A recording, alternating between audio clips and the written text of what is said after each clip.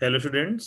आज हम लोग एक बहुत ही इंपॉर्टेंट टॉपिक डिस्कस करने वाले हैं जिसका नाम है अचीवमेंट टेस्ट या उपलब्धि परीक्षण।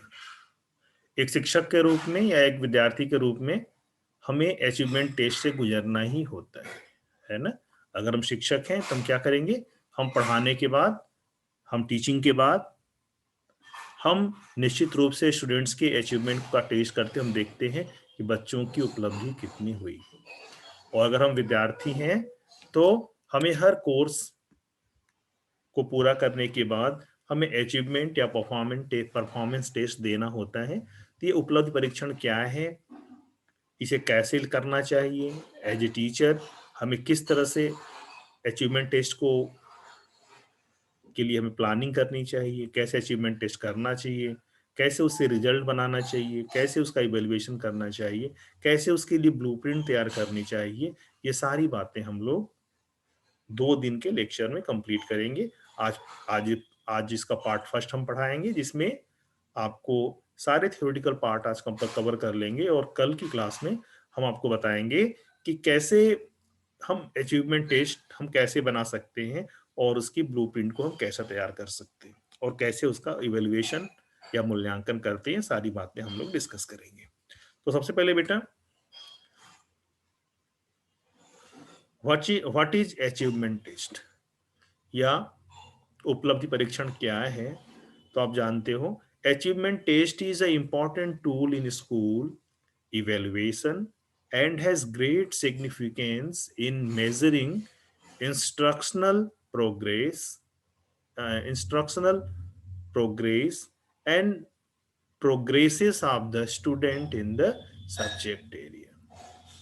ठीक है ना। विद्यालय में जो मूल्यांकन क्या है? मूल्यांकन एक महत्वपूर्ण उपकरण है जिसके द्वारा हम शिक्षण की प्रगति और विद्यार्थियों की प्रगति का मूल्यांकन करते हैं या उसका मापन करने का काम करते हैं।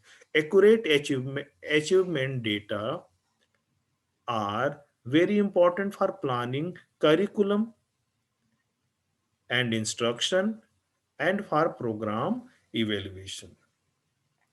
है ना। यानी पाठ्यक्रम का हमें निर्माण करना हो या बच्चों को हमें कोई निर्देशन देना हो, कोई इंस्ट्रक्शन देना हो, तो उसके लिए या किसी कार्यक्रम का हमें मूल्यांकन करना है, तो उसके लिए उपलब्धि परीक्षण ही एक महत्वपूर्ण साधन है जिससे हमें सही सही आंकड़े प्राप्त हो पाते हैं। ठीक है ना। तो अचीवमेंट टेस्ट क्यों इंपॉर्टेंट है?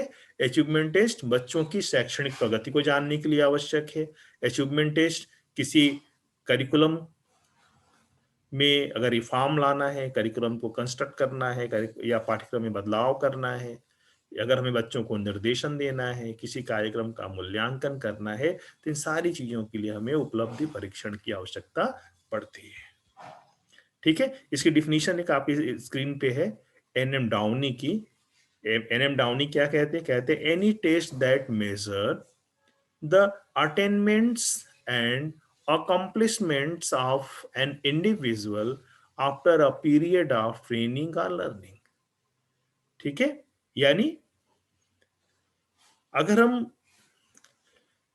किसी निश्चित समय के बाद किसी प्रशिक्षण या किसी अधिगम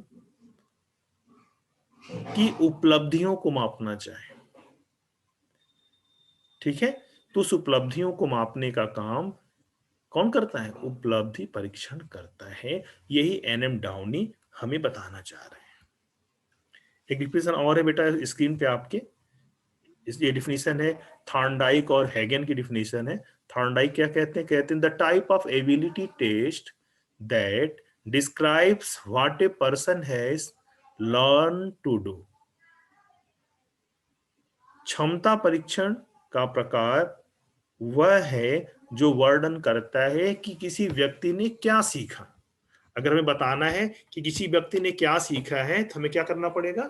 हमें अचीवमेंट टेस्ट लेना पड़ेगा। ठीक है। दूसरा क्या है? A systematic procedure for determining the amount a student has learn through instruction. अगर एक छात्रों द्वारा क्या सीखा गया है, अगर इस राशि का निर्धारण करना है या कितना सीखा गया है, अगर इस राशि का धारण करना है तो हमें क्या करना पड़ेगा, हमें अचीवमेंट या उपलब्धि परीक्षण करना पड़ेगा। ये ग्राउलैंड की डिफिनीशन है। ठीक है, तो ये 3 डिफिनीशन आपके सामने आई। अब हम बात करेंगे इसके ऑब्जेक्टिव की, यानी इसका उद्देश्य क्या है, हम उपलब्धि परीक्षण क्यों करें। तो पहला उद्देश्य क्या है, identify and explain reasons for performing test. परीक्षण करने के कारणों को पहचानने के लिए हमें अचीवमेंट टेस्ट करना चाहिए, है ना। Explain the reason for performing test, अगर हमें टेस्ट के परफॉर्मेंस के रीजन को बताना है, अगर उसको आइडेंटिफाई करना है तो हमें जो है उपलब्धि परीक्षण करना चाहिए। Understand testing terminology, communicate to clearly with student and college.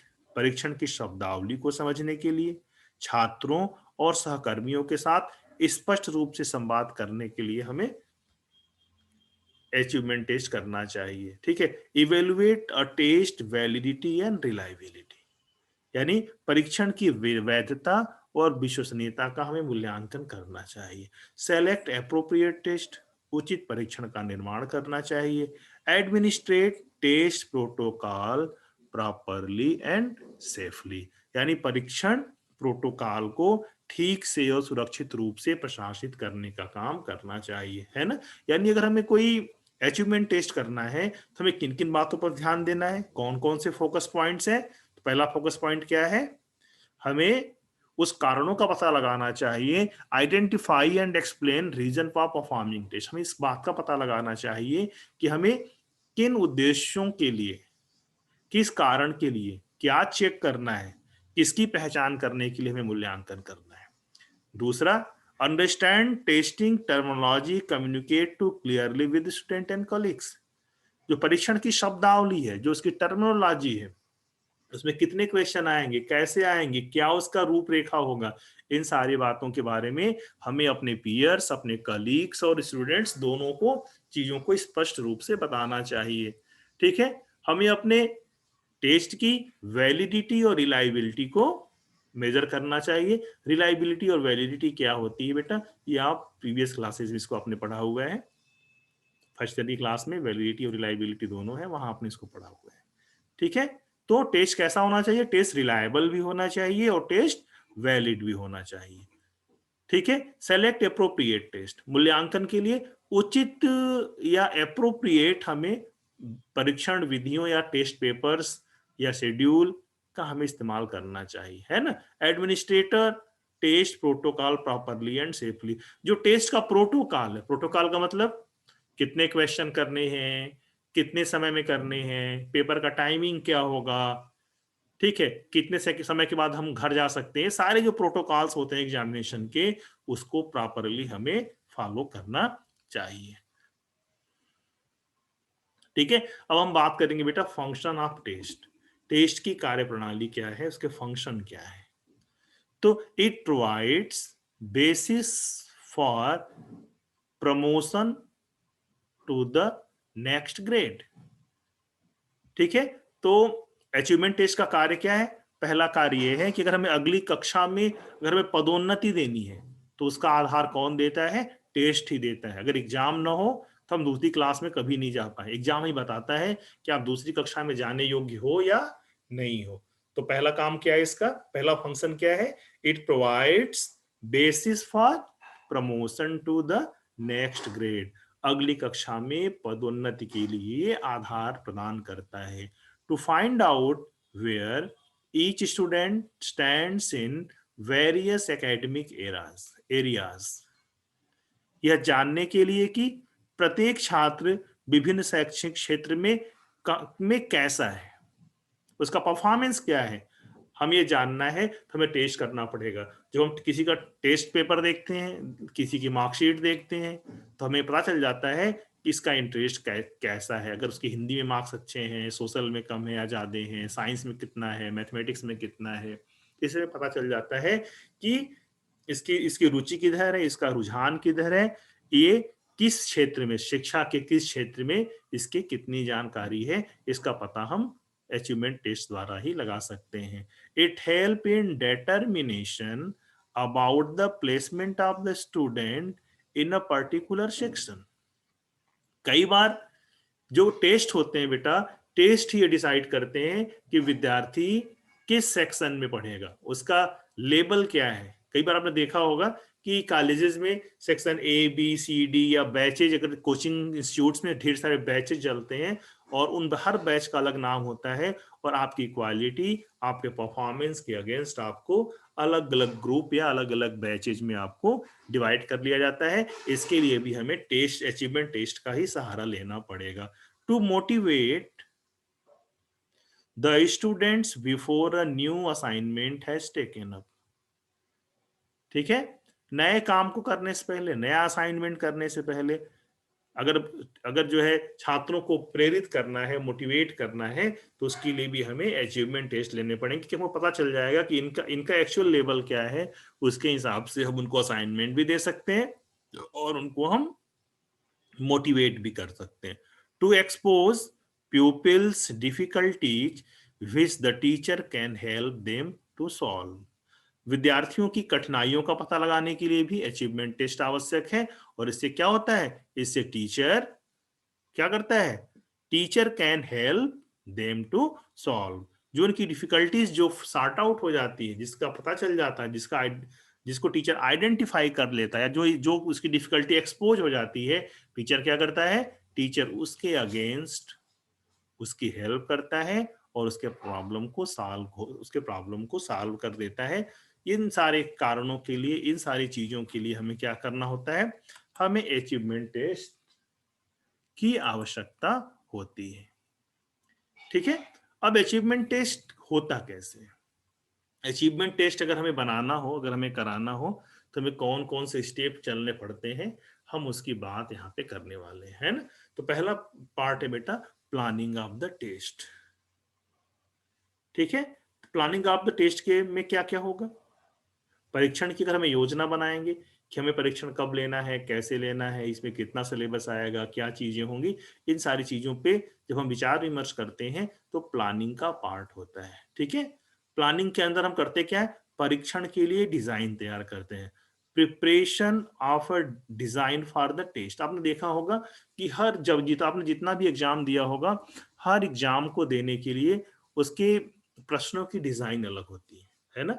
किसी में ऑब्जेक्टिव टाइप क्वेश्चन कितने आएंगे, कितने शार्ट टाइप आंसर क्वेश्चन होंगे, कितने डिस्क्रिप्टिव क्वेश्चंस होंगे, और कितने कितने प्रश्न किस पेपर में होंगे, कितना उसमें सेक्शन होगा, यही उसकी डिजाइन होती है। ये सब पहले हमें तैयार करना पड़ता है। ठीक है, फिर उसके बाद जो अगला स्टेप आता है इसमें बेटा, वो आता है preparation of the blueprint. Blueprint तैयार करना। ब्लूप्रिंट क्या है, अगर ब्लूप्रिंट समझाना चाहें तो ब्लूप्रिंट एक ऐसा खाका है या एक ऐसी तैयारी है जिसमें किसी प्रश्न पत्र के सभी भागों का वर्णन होता है। सभी भागों से मतलब क्या है, सभी भागों से मतलब है कि इसमें जो प्रश्न दिया जाएगा वो प्रश्न कितने कितने टाइप के कितने प्रश्न होंगे, जो वो प्रश्न होंगे वो किन किन चैप्टर्स से होंगे, उनमें स्टडी मटेरियल कौन कौन सा वो कवर करेगा, जो क्वेश्चन हम बना रहे हैं उसमें उसमें जो है knowledge, comprehension, analysis, synthesis, evaluation, application से रिलेटेड कितने क्वेश्चन होंगे, या अगर दूसरे वे में कहना चाहें तो कॉग्निटिव, अफेक्टिव और साइकोमोटर डोमेन के कितने प्रश्न पूछे जाएंगे। इन सारी बातों पे जहां पे हम एक एक खाका तैयार करते हैं, एक आउटलाइन तैयार करते हैं, उसी को हम ब्लूप्रिंट कहते हैं। ब्लूप्रिंट के बारे में हम लोग आगे इसको अच्छे से पढ़ेंगे। ठीक है, दूसरा क्या हम करेंगे, राइटिंग द आइटम्स। अब हम क्या करेंगे, हम पेपर तैयार करने का काम करते हैं।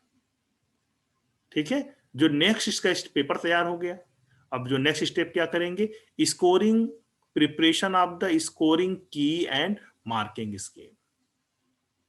ठीक है, अब हम क्या करेंगे, हमने जो प्रश्न पत्र तैयार किया है उस प्रश्न पत्र के लिए हम स्कोरिंग की बनाएंगे। स्कोरिंग की का मतलब, जैसे मान लो अगर हमने 10 क्वेश्चन अगर हमने मल्टीपल चॉइस का दिया हुआ है तो 10 क्वेश्चंस में कौन कौन से ऑप्शन सही होंगे, पहले क्वेश्चन का ऑप्शन क्या सही होगा, दूसरे तीसरे चौथे पांचवे का ऑप्शन क्या सही होगा। अगर हमने फिलिंग दी ब्लैंक्स दिए हैं तो पहले क्वेश्चन में क्या फील करेंगे, सेकंड में, थर्ड में, फोर्थ में क्या फील करेंगे। ट्रू फॉल्स दिया है तो कौन कौन से प्रश्न ट्रू होंगे, कौन कौन से फॉल्स होंगे, इसको स्कोरिंग की कहते हैं। और किस प्रश्न को हम कितना मार्क्स देंगे।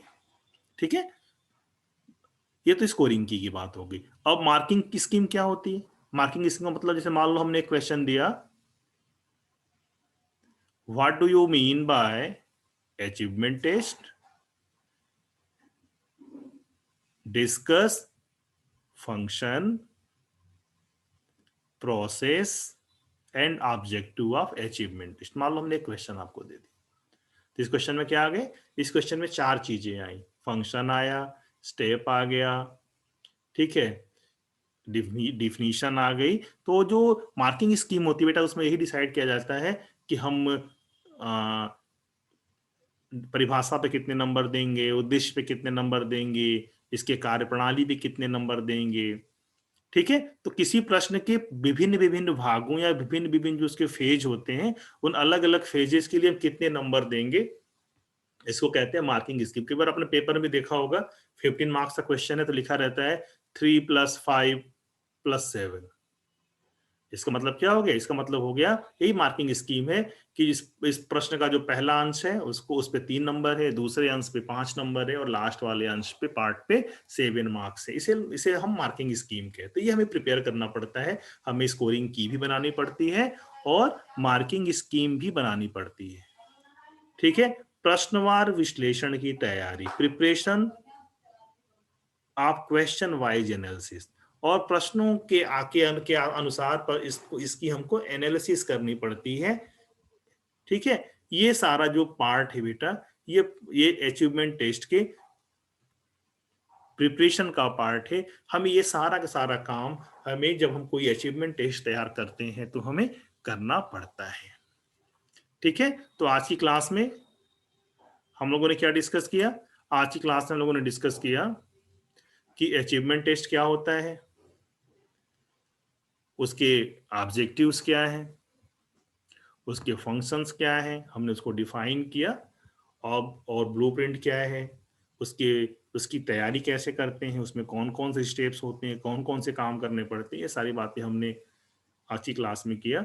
जब इसका हम पार्ट 2 करेंगे तो पार्ट 2 में हम ब्लूप्रिंट तैयार करेंगे, कैसे तैयार होता है हम लोग इस पर डिस्कस करेंगे, कैसे कैसे हम क्वेश्चन की स्कोरिंग करते हैं, कैसे इसकी मार्किंग करते करते हैं, कैसे इसके रिजल्ट प्रिपेयर करते हैं, इन सारी बातों पे डिस्कस हम नेक्स्ट क्लास में करेंगे।